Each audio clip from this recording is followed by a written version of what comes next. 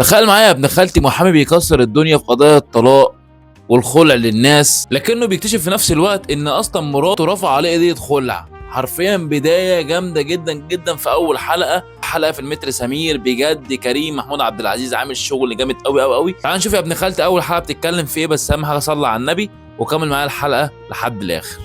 اول حلقه يا ابن خالتي مع المتر سمير بيحاول يساعد واحده من الناس اللي بتجيله عشان ترفع قضايا وكده. بيحاول يساعدها في القضيه بتاعتها عشان ترفع قضيه خلع على جوزها، وهو شاطر جدا جدا في الحته دي وبيعرف يلعب بالقانون قوي. وفي نفس الوقت يا ابن خالتي مراته بتكتشف ان اصلا جوزها اللي هو سمير بيخونها، فبتبدا ترفع عليه قضيه خلع وهو محامي خلع. فالموضوع بقى في حيره. عليه انور ابن اخته يا ابن خالتي عشان يبدا يتعلم المحاماه ويشتغل معاه في قلب المكتب. ويبدأ من هنا يا ابن خالتي سلسلة مواقف كوميدية داخل عالم المحكمة. حرفيا الحلقة بادئة سخنة جدا، وانا متفائل جدا اللي كريم هيعمل شغل حلو قوي قوي ومعاه تيم قوي جدا جدا. وبجد المسلسل ده يعني بص هيكسر الدنيا في رمضان، ويبقى من اوائل المسلسلات اللي هتكسر الدنيا في النص التاني من رمضان.